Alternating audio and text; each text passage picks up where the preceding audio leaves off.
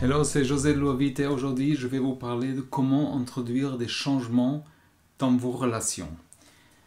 Alors le simple fait d'introduire une nouvelle habitude, une nouvelle pratique, une nouvelle idée peut, dans votre relation par exemple, peut renforcer le lien parfois et constituer la première étape pour retrouver de comment introduire les changements. Ça veut dire ces relations à long terme peuvent être assez résistantes au changement parfois. Il est facile par exemple de tomber dans la routine et les habitudes. Mais l'introduction de ces petits changements dans votre relation peut rendre plus fort à long terme. Alors on va voir comment le faire. Il y a plusieurs manières. La première, c'est accepter le changement. Et accepter ce changement peut être un défi, mais il est naturel, par exemple, se sentir mal à l'aise si on fait un changement. Mais il est important de reconnaître, par exemple, que ces sentiments vont disparaître et d'essayer de se concentrer sur ce qu'on peut contrôler. Visualiser par exemple ce que sera la vie après un changement peut vous aider aussi à adapter. Vous pouvez également essayer la méditation pour calmer vos émotions avant d'accepter certains changements. La pratique par exemple d'une pleine conscience vous aidera à accepter le changement et à éviter par exemple ces pensées négatives. Essayez par exemple de comprendre pourquoi un changement est nécessaire dans votre relation. Ça peut vous aider à accepter plus facilement, par exemple. Par exemple, si votre conjoint vous évite parce que vous vous sentez mal à l'aise avec certains changements, certaines choses, essayez de rechercher la cause. Et l'observation de ce conflit peut vous aider à trouver une façon de gérer la situation. Accepter, par exemple, le changement peut vous aider à construire des relations plus fortes et plus aimantes. On va voir quelques conseils pour faire ça, par exemple. Le premier, c'est accepter vraiment le changement. Et ça peut être un bon moyen de renforcer, par exemple, un mariage. Lorsque vous êtes et votre partenaire faites face à un changement, vous créez un lien avec les conflits et des obstacles. En acceptant, par exemple, le changement, vous reconnaissez que votre conjoint, par exemple, est une personnalité dynamique, comme nous tous, et qu'il est normal que ça change parfois. Cette approche vous permettra d'éviter, par exemple, de vous enfermer dans une routine qui vous empêche d'aller en avant. Prochain conseil, c'est pratiquer l'autocompassion. Ça peut faire une grande différence, par exemple, dans la qualité de nos relations. L'autocompassion, c'est un bon moyen d'être plus attentif, plus gentil et moins critique envers soi-même et envers les autres. Il peut que vous puissiez changer, par exemple, certaines de vos façons de parler aux autres. Par exemple, ça permet aussi de faire des choix plus intentionnels. Et les avantages il y a plusieurs avantages, par exemple. Une des plus importantes, c'est la capacité de reconnaître quand on s'est égaré, par exemple, quelque chose. Ça ne signifie pas que vous devrez vous dire à quel point vous êtes formidable, mais vous devez vous encourager de manière bienveillante. La pratique de cette autocompassion vous rendra la vie beaucoup plus facile. Vous pouvez par exemple commencer par vos relations en introduisant l'autocompassion en vous-même. Un autre moyen d'améliorer par exemple consiste à étiqueter vos états émotionnels. Par exemple, le fait d'écrire ce que vous ressentez, ça vous aidera par exemple à construire un vocabulaire nuancé, on dirait comme ça, de ce que vous ressentez. Vous pouvez également par exemple dresser une liste de vos besoins et de vos sentiments. Et en faisant ça, par exemple cette liste, vous serez en mesure de mieux comprendre la façon que les autres vivent le monde et vous vivez le monde. Vous avez plus de chances de répondre à vos besoins et à leurs besoins. Ça veut dire que la compassion est un outil puissant que vous pouvez utiliser par exemple pour changer vos relations. Ça permet aussi d'affronter des situations plus difficiles et avec plus de résistance aussi, plus de force. Et des amis par exemple qui sont plus compatissants écouteront aussi votre détresse. Et ensemble, vous aurez la possibilité de trouver une solution. Ça veut dire lorsque vous apprenez par exemple à accepter ce que la compassion vous serez en mesure, par exemple, d'être plus compatissant envers vous-même et les autres. Même si on n'est pas naturellement de cette manière empathique, il faut, par exemple, un peu plus de temps pour arriver. Mais reconnaître son rôle est important.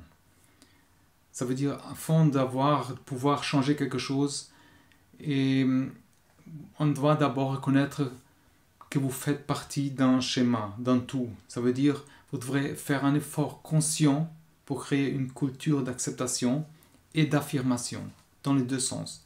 Il est important de ne pas, par exemple, critiquer les autres et de ne pas se mettre, par exemple, sur la défensive. Au lieu, par exemple, concentrez-vous sur l'affirmation de l'autre et essayez d'éviter de critiquer et de réagir de manière défensive surtout. Ça veut dire qu'il faut communiquer avec votre partenaire, par exemple. L'objectif est de comprendre. Ça veut dire écouter, répondre avec empathie sont les éléments importants. Ça veut dire si vous avez par exemple du mal à engager une conversation, vous pouvez demander de l'aide. Vous découvrez peut-être qu'il existe d'autres moyens de communiquer avec votre partenaire et les autres gens. Alors, comment améliorer ces compétences de communication? Vous pouvez d'abord, par exemple, écrire les points que vous voulez aborder. Écrivez et choisissez, par exemple, un moment quand vous êtes susceptible d'être ensemble. Et dites simplement à votre partenaire ou à la personne que vous souhaitez discuter de ces points. Une fois que vous avez préparé, par exemple, vos arguments, écoutez attentivement la réponse. Si vous ne savez, par exemple, comment commencer cette conversation, entraînez-vous à ouvrir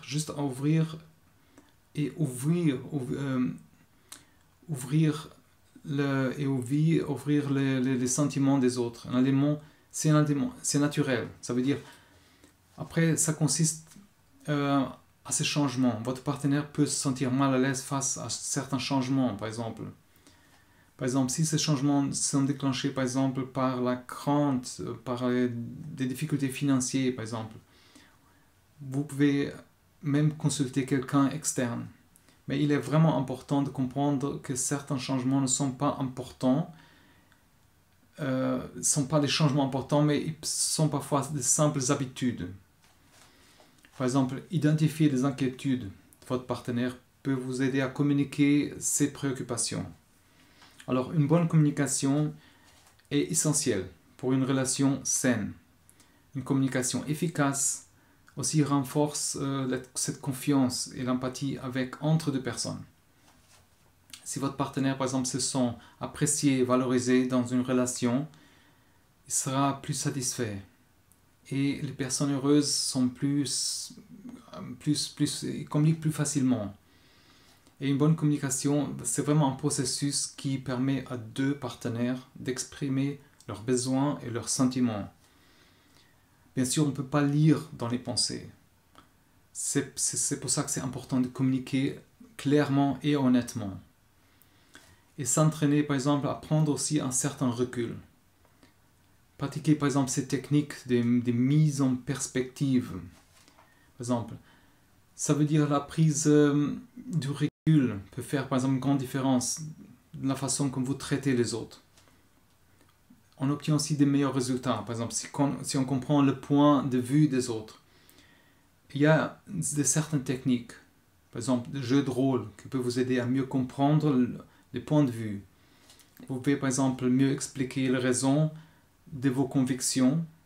Et la prise de recul ne suit pas vraiment un cours fixe, par exemple. Ce n'est pas une structure mécanique. Ça veut dire que le processus est soutenu par beaucoup de choses, notamment par exemple des processus déductifs, stratégiques. Par exemple, certains processus sont automatiques, d'autres sont contrôlés. Ça veut dire, lorsque vous pratiquez une prise de recul pour introduire par exemple des changements dans vos relations, vous devenez aussi plus efficace dans votre travail, dans votre vie.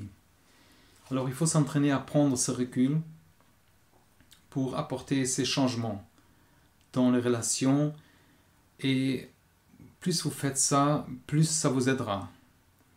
Toute la capacité de percevoir l'état d'esprit et les autres, ça dépend de ça. Ça veut dire, on est tous confrontés à beaucoup de situations où on a besoin de cette prise de conscience.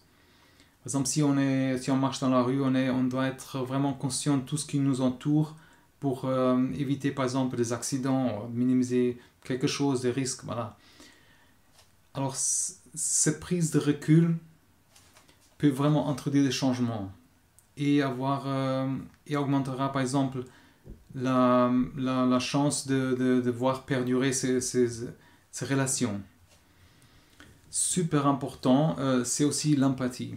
On a touché un peu à ça, mais l'empathie elle-même.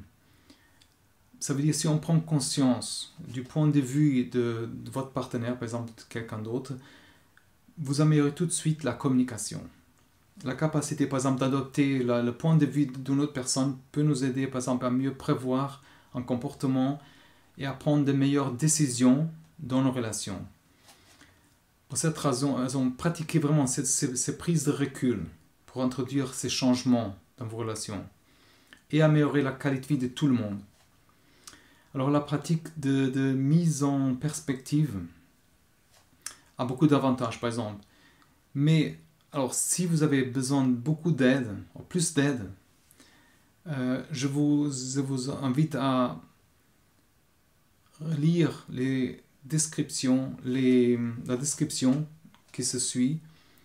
Et j'ai beaucoup de ressources et links qui peuvent vous aider, par exemple, à explorer mieux ces besoins et y avoir des solutions à certains moments de notre vie. Alors, vous êtes invité vraiment à exploiter toutes ces ressources. Dites-moi dans les commentaires aussi, qu'est-ce qui vous a aidé. Comme je disais avant, ces vidéos sont faites pour vous aider. C'est des vidéos vraiment d'aide, entraide. Et je serais vraiment content que vous serez, par exemple, restez en contact. Dites-moi, qu'est-ce qui vous a vraiment aidé. Et je vous souhaite vraiment que tout se passe bien. Laissez-moi savoir et à la prochaine. Tout de bon.